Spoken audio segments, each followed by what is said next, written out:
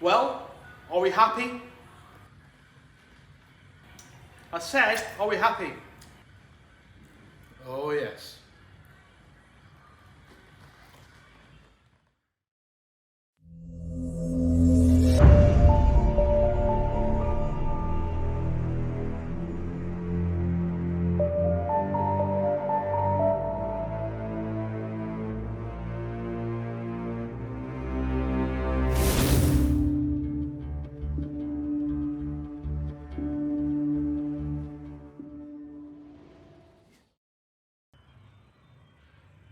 So hello once again. Welcome to another little video. This is a review of Artec's brand spanking new TIG211. Wasn't expecting this. I got a phone call from Daz one late Friday afternoon. Daz with the slick hair, you know who I mean. And he says, yeah, we're sending you a little box of tricks. Do you want to know what we're sending you? And I said, no, let's keep it secret. And I'll discover what we're receiving on Monday. And then, yeah, that little box arrived with us on Monday. I opened it up and I was pleasantly greeted by this lovely new TIG211 machine from Artec, the next generation in TIG welding here in the UK. And Artec are at the forefront of the action. So I'm here to talk you through the machine, all the new fancy dangle settings, all the new components inside, and how it makes it a much better machine than the previous generations. Now, I have lived with this machine for 2 weeks now. I didn't want to just get it out of the box and tell you it's the best welder ever made. I think a lot of my audience will be people who are familiar with Artec's welders. Obviously, we're no strangers to Artec. We've got a range of TIG machines here from Artec in the workshop. We've got a 170, we've got my 210 on the floor, which is what the 211 has replaced. And then we've also got another TIG 170 EXT in the mobile fabrication station. So we're very familiar with Artec's products, and you as a follower are no doubt also well versed with Artec's product lines. So yeah, the TIG211, what an amazing machine, I can tell you. Like I said, I've lived with it for 2 weeks now, and I still haven't used anywhere near 90% of the features on this machine, mostly because 75% of the features that are now present in this machine don't really apply to the sort of work that we do. Obviously, we don't do a lot of stick welding. Well, in fact, we don't do any sort of stick welding or MMA process. So the whole side of that machine, which they have put a lot of effort into in regards to technology and settings, unfortunately for me, is wasted. All we do is TIG welding day in, day out, 90% stainless and 10% aluminium. So, yeah, in those 2 weeks, I've been able to use it in various different scenarios. Obviously, my bread and butter here at GizFab is we make exhaust systems and manifolds for Nissan Micras. And this is actually a manifold I've just finished up this morning. Nice little manifold there. So yeah, I'm going to give you my perspective of this new TIG211. And here we go. This is the fascia of the brand spanking new TIG211 AC/DC from Artec Welding. And if you're familiar with the range of Artec, you're going to notice the most striking difference that's changed on this welder from the other ones is the logo. No, of course not. It's this brand spanking new high definition TFT screen on the front of the welder. Now, I'm going to say there's absolutely no gimmicks here. This is an extremely high definition screen. First thing you'll notice is keeping within Artec's blue theme is obviously we have a nice blue theme here on the screen. Let's talk you through this spanking new screen. So yeah, this is the screen that you're going to see most of the time, and as you can see, it tells us that we're in DC, TIG and in manual mode.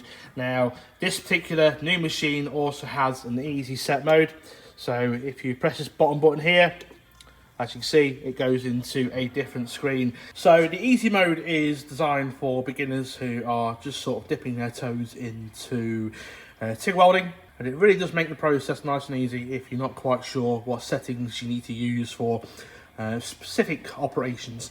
So go from left to right. Obviously the first option we've got is our tungsten size, and then using this nice little knob here, which does have a nice clicky feedback to it, we can select our tungsten size. The three most common sizes for this sort of size machine: 1.6, 2.4 and 3.2. The next menu is our material thickness, and we can go from 3mm to 6mm, and the material thickness here is governed by what tungsten size you use. So obviously we've got a 3.2, and obviously the minimum thickness we can choose is 3mm. So if we come back here, go to 2.4, go back over, as you can see we can go down all the way to 1mm, and then with 1.6 again down to 1mm to 2mm. And that's the sort of working range of those size tungstens. Now I always use a 2.4. And then next we've got the option for steel and stainless steel. Obviously we're always welding stainless. And then the next menu is probably the most important thing, and this is the type of joint you are doing.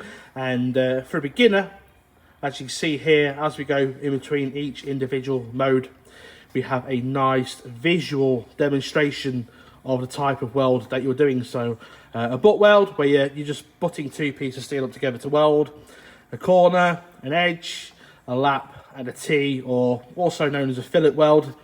Yeah, and that's really good. I mean, the visual representation here, if you're not quite familiar with the processes for a beginner, is absolutely, it's really good. And next you've got nice and simple pulse settings, and then 1, 2, 3, 4 and 5 is basically pulses per second. So 1 pulse a second, 2 pulse a second, 3 pulse a second, 4, and then obviously 5 pulse a second.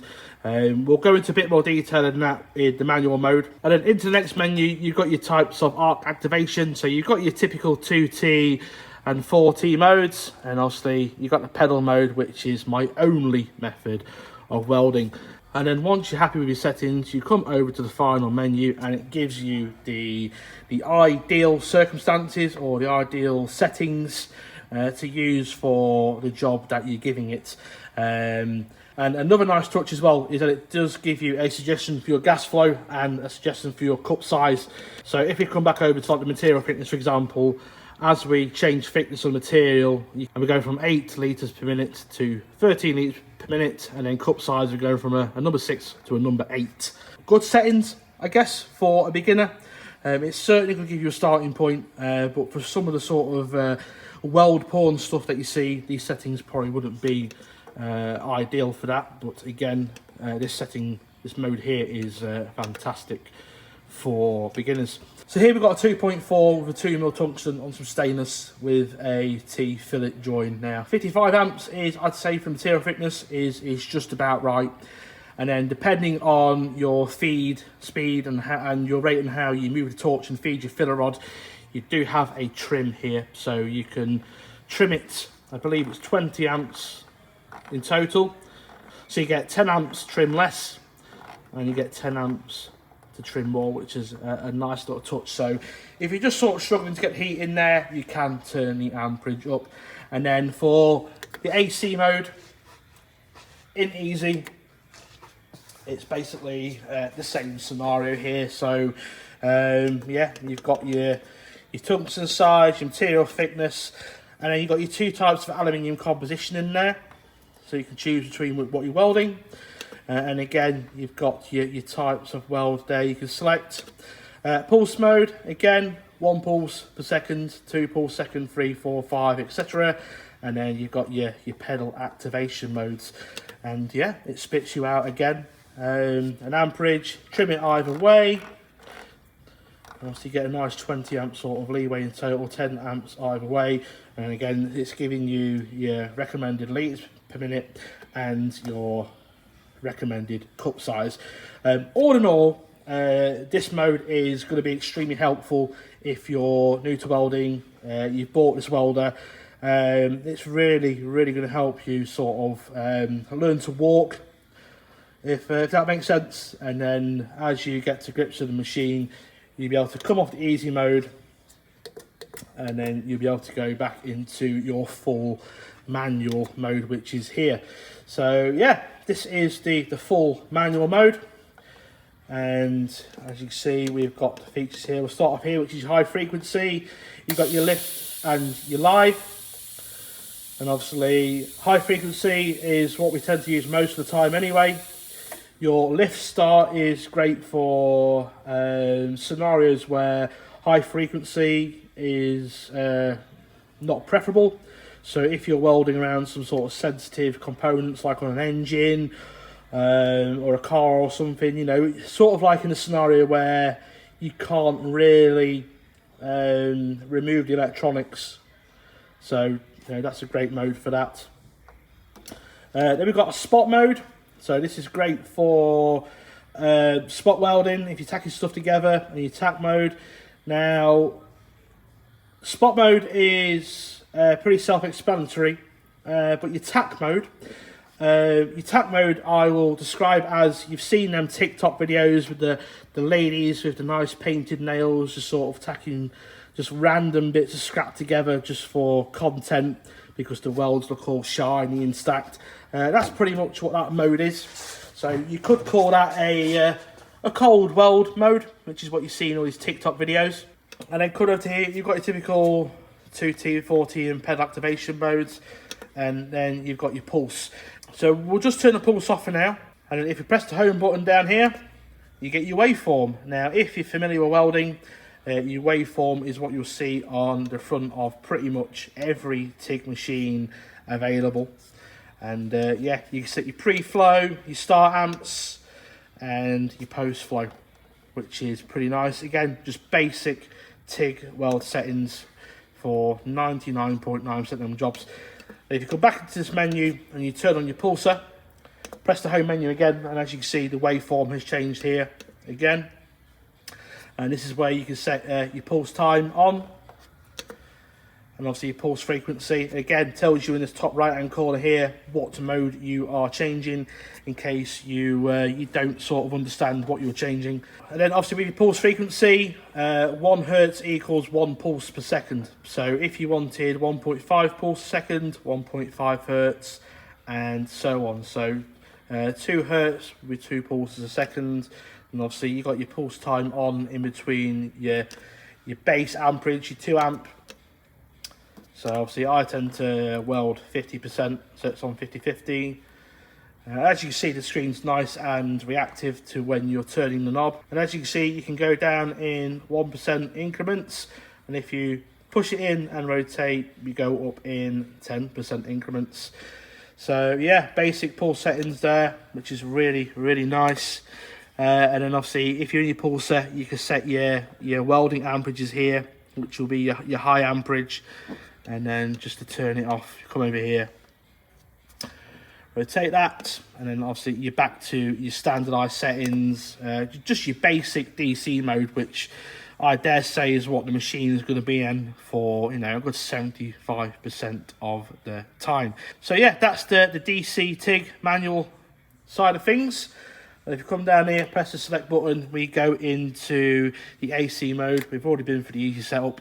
So yeah, this is the manual mode for the AC side of things on this machine. So again, select. Obviously, you've got a nice red ring which tells you what mode you are editing at the time. And then over here again, we've got a high frequency lift and our live start. Amplitude we'll go to in a moment. Again, 2T, 4T pedal, and obviously a spot mode as well on this side. Previously the spot mode was here on DC, now it's here in the pedal menu for AC welding. Again, I always weld and pedal. And then the pulse setting as well. The pulse is a bit more advanced on the AC side of things. So again, if you put pulse on, come into the menu, obviously you got your waveform here. And again, top right hand corner, your start amps, your waveform. You've got 5 types of waveform on the new TIG211. So you've got your square wave, your sine, your triangle, your sine, and your trape or trape. That sounds a bit posh. Probably pronouncing that wrong. To be fair, I've never used anything other than square, so these settings are a bit alien to me, just because our processors that we use here don't really require it, or you know, I've never really delved into them sort of settings. But you've got them, they're there, use them if you need to. AC frequency on this machine goes all the way to 400 hertz. That's pretty high compared to the old machine. So yeah, you've got your hertz. I tend to do 120, which is my preferred sort of my preferred frequency. AC balance, again, all user preference. Your pulse time on your pulse frequency, again, that is pulse per second. So obviously that's 1 pulse a second, 2 pulse a second. And obviously your pulse amps on, and then your post flow. And then if we come back into this menu, come back over, turn the pulsar off, go back to the home menu, you've just got your basic straight AC welding. With again your different waveforms to choose on whatever material you're welding. And then if you come back over here to our amplitude setting, obviously again, red circle tells you what setting you're on. Turn the knob to turn it on, and as you can see, the center ring here changes to electrode negative and electrode positive. I don't really understand what that setting does, but I'd imagine if that's relevant to your welding process, and I imagine you're going to understand exactly what that is doing. And then if we come over to back to our pulse setting again, as you can see, we've got pulse on, and we've also got an advanced setting. And if you go back into the settings here, you can see we have an option for DC amps in there. So if you're welding thicker material and you need to get a bit of heat into it, obviously DC is a faster way of doing that. You can adjust your percentage of DC amps that's going into material through the AC side of things, which is pretty cool. Again, a setting I've never really needed to use. I've never really needed to use any more than 180 amps on my 210. But again, there's probably lots of you out there which will find that setting extremely handy for what you're doing. You can't complain that they haven't packed this machine full of features. So let's go back to the DC menu, onto our manual mode. And if we press the save button here, you can see that we are now given 20 presets altogether. Previous machine just had 9, so now we've got 20.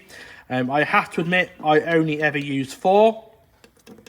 And I know exactly what those 4 settings do on the 210 EXT. But on this machine, as you can see here, so as you scroll through the settings, now I've only put a couple of saves on here, hence why all of this range is the same. But obviously this is, so setting 1 for me is my straight DC welding. So DC, no pulse, no spot. Pretty simple. You press your save and it opens up that program for you basically. And then you go back into the menu, go over 1, and then our second program is AC TIG, no amplitude, no pulse, no spot welding. So just a straight AC welding program. And then program 3 is a DC pulse setting that I've set up. And then obviously you've got all that set up there. And then to save the program, you adjust it to what amperage you want. You press the save button, press and hold, and then the text will highlight yellow, and that indicates that that profile is saved to that number. So yeah, you've got a lot of real estate there for saving up to 20 presets. So if you're doing very specific jobs and you've found that right setting for that particular material or that particular job, providing you can remember what it does, or what program you need for what material, you can probably write down inside the machine, I suppose. My only gripe with this menu is I think it should only really tell you if the function was activated. So as you see, you got pulse off, spot off, amplitude off, pulse off, spot off, and it's just a lot of information there, where I think it would be great if you just said DC TIG, pulse, and DC TIG, spot, AC, AC, pulse, and I think that would just be a bit better way of sort of describing what the programs are doing. They say More information necessarily isn't bad, but I just think to make it a bit easier and quicker to read, you know, I think that'd just be easier if they didn't have pulse off and spot on. I'd rather just tell you the feature was activated if it was there. So next we need to go on to the secret menu. Ooh. It's pretty exciting actually. And to do that, you press these two buttons here together for about 3 seconds, release, and here we go. This is the secret menu. Now the top 3 settings you're probably never going to need to touch, but you've got your ignition polarity, ignition amps and ignition times. The fourth option you've got is your water cooler, and all that does is turn the electricity feed off to the plug on the back of the welder, which will feed the water cooler down below if you've got a water cooler. Now, I spoke with Artec about this, and unfortunately, you cannot tie the water cooler control to a program. Now, for me, I have 2 AC settings. I have a setting for welding alloy wheels, and the setting for doing sort of like 2-3mm sort of thick wall for catch tanks and stuff. And obviously on the setting for alloy wheels, we always use the water cooler, and it would just be nice that if you selected your, let's say, program 6 for example, that if you could tie the fan control to that program, it will turn the water cooler on for you. But fortunately, it doesn't work like that. I mean, to be honest with you, I think the setting's a bit of a waste, because for me to activate the water cooler through here, I've got to go for the secret menu, scroll down here, whereas in reality, to turn on the water cooler, all I've got to do is put my hand down here, flick a switch, and the water cooler's on. So the setting's there anyway. Now the most important setting in this menu is setting number 5, which is the fan control. And if you've got a TIG211 EXT, you've got fan on demand.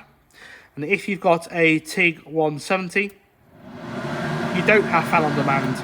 This machine gives you all 3 options. So you've got the option to have your fan on all the time, which is pretty noisy. You've got mode 2, which is fan on demand. And then you've got mode 3, which is thermostatic control. So if you're like me, where you're welding most of the day at between 38 and 42 amps, you're not really straining the machine out. And I've been welding on this mode for 2 or 3 hours, and the fan has never come on. And although I do wear headphones all day in the workshop, listen to podcasts, you know, before I did wear headphones and listen to podcasts all day, the fan used to really wind me up. Another reason why I went for the 210 originally over the 170, because again, the fan on demand, was also saving electricity as well. You know, if it doesn't need to run a fan, ideal using less electric. And at the moment, electric's extremely expensive.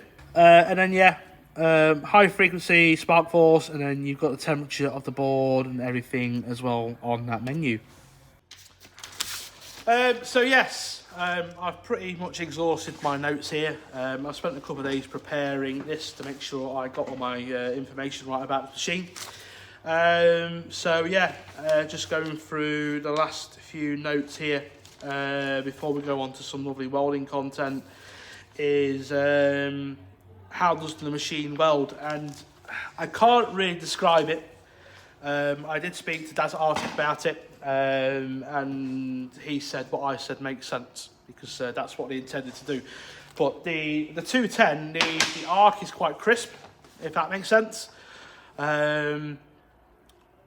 But the arc on the 211 is, I can't describe it, but it's almost the arc itself just, it's much smoother, it's much quieter, and you know, it's almost like creamier in terms of the arc stability. And it's probably an extremely weird way to describe how stable the arc is. But it's literally the first thing I picked up is when I got the machine up and running. The first thing I noticed when I struck the first arc up to do the first weld was like, something's weird here. Not weird in a bad way, but something has definitely changed in the machine. I thought maybe because, you know, my machine is probably due a service, about now actually. I thought maybe just, you know, because the machine's new, you know, the tolerances are better, it's tighter, the board hasn't gone through 4 years of absolute hammering, making exhausts and manifolds day in, day out. But I've actually not opened up the machine, obviously to keep the warranty intact, etc. But I've been well informed that the internals of this machine is completely different to the 210. So all new transformers, resistors, boards, whatever gubbins that are in there, the relays, etc. They're all new, high quality, which is also reflected in the price of the machine, because I believe the prices went live for these today. Again, the prices will be on the screen for those interested. What else have I got in my notes? Blah, blah, blah, blah, blah. Yes, so the panel on the front is, the 210 is, has just the waveform on the front. And you have obviously a central knob and a couple of buttons there, and it is dead simple to use. Yeah, you press the button which slides along the waveform left to right. Obviously with the TIG211 you can go left and right, but obviously with the older 170 and 210s you can only scroll one way. It's not the end of the world, you just got to press that button a bit faster to scroll through back to the setting that you've bloody missed. You know the pain. And with that machine is I have two settings for when I'm doing exhaust manifold work. Is I have setting 1, which is my straight DC, and I have setting 4, which is my tacking setting. And I can tell you that that's my setting number 1 is 75 amps, and setting number 4 is 80 amps. And I'm always going in between the two settings all the time. So I know if I'm tacking together, I can go 1, 2, 3, 4, 5, setting 1. And then I can weld around it. I know it's at 75 amps, so if I need 35 amps, I can just reach down, press the knob, and go 1, 2, 3, you know, 45 amps. Difficulty I've had with this machine is because of the screen, I've sort of had to sort of like roll myself back on the chair and just sort of like look down and just sort of see what I'm doing. It's not the end of the world. It's just I've so used and set in my way with the 210 for all these years that muscle memory dictates how I use that machine. And obviously the new machine is a bit different in terms of the panel side of things. Again, the only obvious way of bringing welders into the future is going over to a screen. And you know, it's a welcome change. The screen's lovely to look at. Video probably doesn't do it justice. In the video it probably looks a bit blurry because of the camera. It's probably got some oil on the lens that I've not cleaned off, or some dust on the lens, whatever. And in the video it probably comes over a bit blurrier, but I can tell you that even with my scratch to F glasses, the screen is lovely and crisp. It's not a cheap screen at all, and I think that it shows quality of the product, basically. It's a lovely screen to look at. So what else we've got in the notes? Yes, another important thing which really screwed me over to start with is I originally couldn't get the machine to work. And as soon as I attempted to strike up the arc, it just burnt the tungsten away in DC mode, and it took, rather embarrassingly, took me half hour to figure out what I had messed up. And that is on the front of the machine is you've got your DINS plugs for your torch and your earth cable. Now on the 210 EXT, my previous machines, and the 170s, here and here's your exits. The earth cable always went on the left and the torch always went on the right. So when I got this out of the box, I set it up on the bench. I instinctively put the torch in the right and the earth lead on the left. And then again, after half hour, I realised that it's been swapped over. So on this machine, you put your torch in your left and your earth on the right. And after speaking with Artec, that's because some of the new components they put inside, it meant that there was no room to put the gas valve and all the gubbins inside the solenoid on the same side, so it's on the other side. So if you are going from the older generation to the new generation, just be mindful that you put the DINS plugs in the right way. Otherwise you'll end up turning your TIG torch into a plasma torch. And then other than that, the exterior of the machine is in Artec's corporate colours, which is lovely. It's in the same case as the 210 EXT. Again, which is obviously managed to keep the costs down from their point of view. They've not had to go remanufacture a new case or new end plates, etc. But yeah, it's a lovely machine, and it also means if you've built a trolley for your welder, it's gonna swap over with a 170 and a 210. No dramas. Everything's in the same place on the back, everything. So you've not got that to worry about. So quick break from all the waffling. Let's actually put this welder to use. Let's go. Okay, so I've just got myself a couple of aluminium coupons here for a bit of 3mm plate. So let's come down to the welder, and then I'll tell you what, let's do it on the synergy mode. So let's start from the beginning. We've got a 2.4mm tungsten. Our material thickness is 3mm. We're going to be doing a T joint, no pulse on the pedal, and that's giving us a reading of 120 amps, which is good.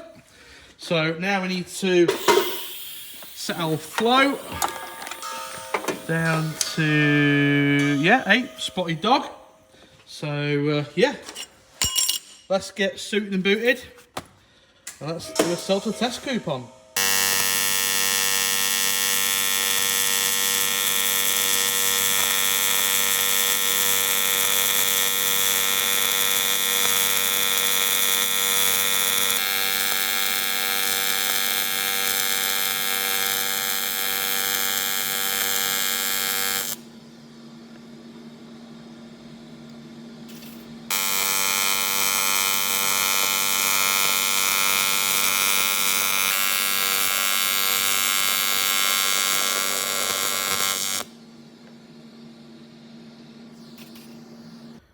So here we go, I finished fillet weld and T-joint. Now I did 2 welds, one this side, one the other side. This side is the recommended settings that the machine told me to use, based off, again, material thickness, tungsten size and weld type. Yeah, it went okay. Now my style is a bit more hot and fast, obviously time's money, especially in business. So I upped the amperage to 135, and that allowed me to move on at a bit of a higher pace. So yeah, I mean, them settings definitely work for beginners. The only thing that the presets don't like to change is the frequency. By the sounds of it, we're at maybe 100 hertz. It might be on there, but I can't see if it is or not. So that's the only downside of that. But again, for beginner type stuff, you're not going to need to be messing with frequency, especially on a joint like that, on a weld coupon. The frequency really comes into sort of like more experienced side of things. But yeah, those settings work bloody lovely on 3mm alley. So yeah, let's go cut some mild steel coupons, and back in a jiffy. Now fortunately I couldn't find any flat plate, or no flat plate that I wanted to cut up, so I've got a bit of 1-inch box section that I've cut into a 4-inch length, and what I'm going to do is I'm going to overlay it like that, and then that's going to give us a nice fillet weld on both sides. We'll come back down to the machine. We're going to stay in easy mode, and we're going to go into DC TIG. So let's start from the beginning. We've got a 2.4mm tungsten. It's a 2mm wall tube or box section, mild steel. We'll do a T-weld, no pulse on the pedal, and that's giving us a cup size of 6 and a gas flow of 8 litres per minute.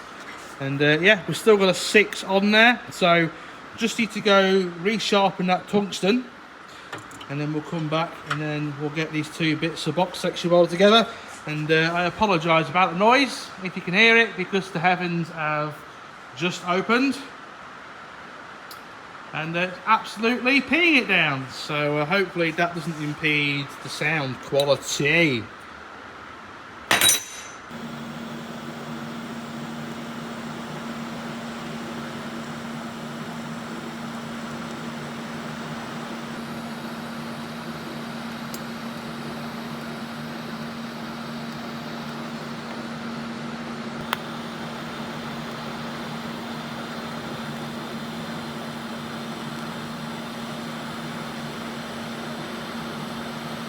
And there we go, some mild steel fillets. Not too bad. The settings, I think, gave me 87 amps, which yeah, I would probably selected 90 just off the top of my head. And yeah, obviously see we've got some decent penetration going on down there. Yeah, not the prettiest of welds, but you know, I'm under pressure filming a video for you guys, so I'm also under a bit of time crunch to get this video sorted. So yeah, happy days. And that's just based off the you know, the synergy settings, as I'd call them, the presets. Now Artec have put a lot of effort into the settings. There is over 220 predefined settings based off all them parameters there. Now that's not guesswork, that is physical time of going through each individual scenario, testing it out through various different results, and then writing down what they would define as the best setting based off those parameters. So a lot of work have gone into them settings, so it definitely is worth giving them a go. Now again, my only gripe is the frequency on AC, but then as a beginner you're not going to be messing with frequency. That's going to be more of a more experienced thing for specific types of jobs. So again, so after 2 weeks of using this machine, would I recommend it?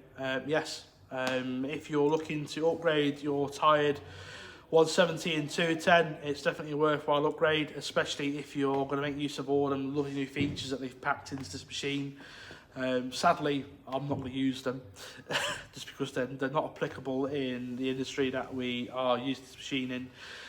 Is there room for improvement? I say on the machine side of things, no, I'm happy with it.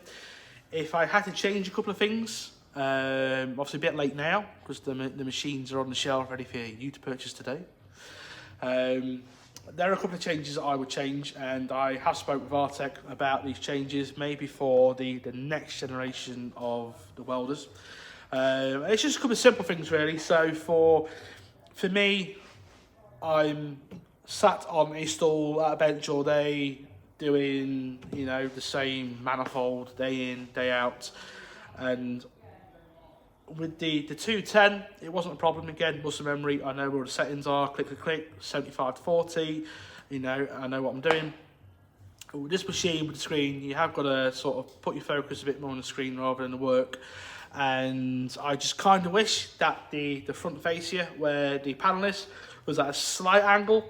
So rather than sort of have to come back and look down at it, you sort of glance down at the machine, and obviously because the panel's at an angle, you can see the settings without having to move too much out of the way. Again, you know, you tell by the size of me, I don't like moving too much, so that's just probably me being a bit too lazy on that side of things. But I do think having the screen on a slight angle would be beneficial.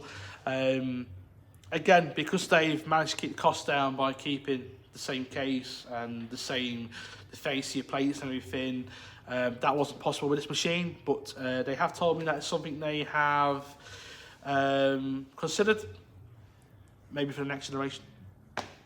Now, another feature that I think would be an awesome feature, and I think a lot of you will agree, is the ability to remotely mount the front panel.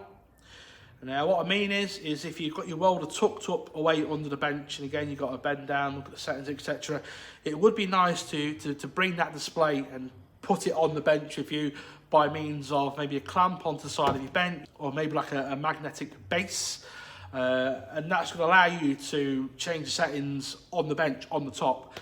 And I think that would be an incredible feature. And after speaking with Daz at Artec, he agreed that apparently that's something they had already discussed, but unfortunately the machine had gone too far through the development process to add that in.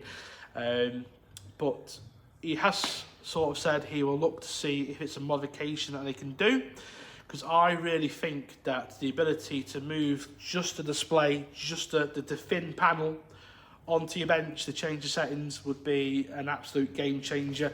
Maybe you could sync them into your bench or something, or maybe as like an auxiliary display, so you could have that on your bench 24/7, and then when you're moving, let's say when we go do exhaust hangers on the car and ramp, I've got to pull my welder over there and set it up over there, and I just think that remotely mounted display would be an absolute game changer. I don't think any other welding manufacturer has done that, but yeah, he has told me he's going to look into that and see if it's something they can modify in-house. I believe it's just a serial cable, so it might just be a case of that if they can make a nice 3D printed bezel to hold the screen, and then just a simple magnetic mount, maybe off like a torch holder or something, because they're plenty sturdy enough. Yeah, and have like an auxiliary display on the bench. I think that would be an absolute game changer. But yeah, other than that, the only other thing that I had a suggestion would be if you could customise the background. Now, I am informed that they can flash the EP-ROM with all of the icons and everything, but I thought it would be an extremely nice touch that if you could just sort of like edit just the wallpaper of the background with your company logo or something in. I think that'd be an extremely nice touch for you out there. Again, the splash screen is also changeable, but again, only by means of flashing the EP-ROM, which unfortunately only the boys at Artec can do. Again, I'm not saying it's something that Artec are going to offer. It's just when I've spoke with Artec for hours and end about the new machine, that's just something that we've kind of agreed on. Something they may consider as like you send your welder in and they can flash your company logos or wallpapers on there. Just think that'd be an extremely nice touch. Obviously, extremely important that the manufacturer themselves are able to demonstrate the logo stuff on there. But again, just looking at the panel down here now, you know, with the nice blue hexagons on the back, I think, you know, it would be nice to just put my logo on there, the GizFab logo. I think that'd be fantastic. And obviously without changing the icons and stuff. So would I recommend the TIG211? Absolutely, fantastic machine. I've loved every second this last couple of weeks using it. Just something nice. Again, the most thing that's baffled me is the arc. I can't describe it, but the way that the arc is on the new generation, completely different to my 210 and my 170s. I can't describe it. I dare say, use it and you'll understand what I mean. If you're local, you're more than welcome to come here to the workshop and use it. Try before you buy. I've got no issues with that, and you'll see what I mean. The arc is just so much more stable. Now, if you're new to TIG welding or you're looking to get into TIG welding, they can be a bit on the pricey side, but as Muggins here will tell you, is trying to find cheaper alternatives, especially in the UK, is just not worth doing it. I've been down that road. I've bought all the cheaper welders, and honestly, none of them work the way you expect them to work, and this just works the way you expect it to work. But if you're seriously looking to get into TIG welding, invest in yourself. Yes, they can be pricey, but honestly, take it from me, it's worth investing in an Artec machine. The machines are incredible, and the after sales from Artec themselves, honestly, 100 quid.